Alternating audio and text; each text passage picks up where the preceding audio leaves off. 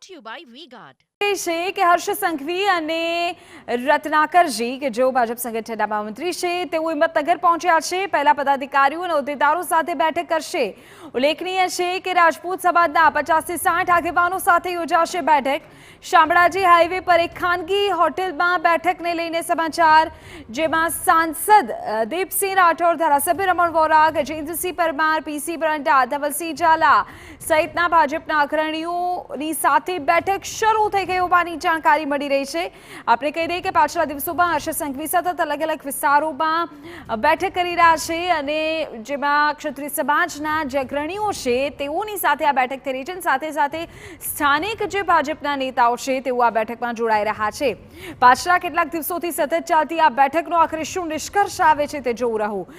અત્યારે તો ગુજરાતમાં જે પ્રકારની રાજકીય પરિસ્થિતિ છે તેમાં ક્ષત્રિય સમાજને મનાવવા માટે ડેમેજ કંટ્રોલ માટે ભાજપની કવાયત હવે સ્પષ્ટપણે દેખાઈ રહી છે.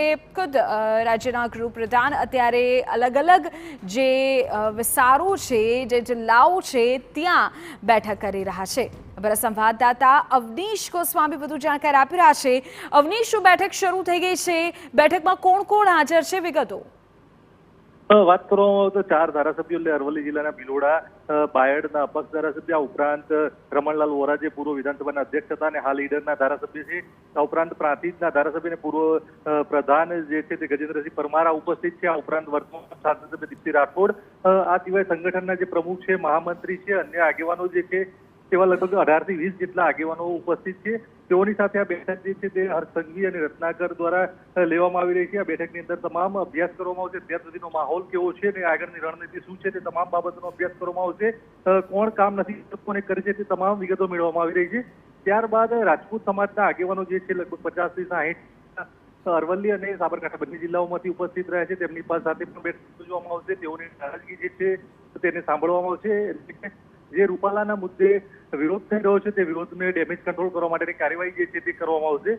સ્થાનિકની વાત કરવામાં તો ભાજપ દ્વારા ઓબીસી ક્ષત્રિય ઠાકોરને ઉમેદવાર બનાવવામાં આવ્યો છે અને જે રીતે રાજપૂત સમાજ દ્વારા જે આ માહોલ જે સર્જાયો છે વિરોધનો, તેને ઠારવવા માટેનો પ્રયાસ કરવામાં આવી રહ્યો છે.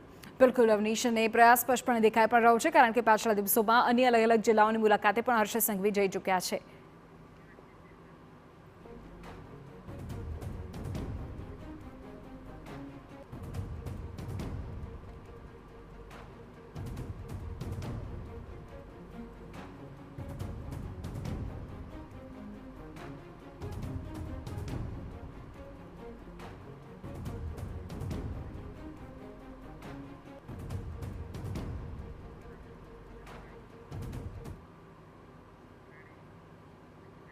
Brought to you by V-Guard.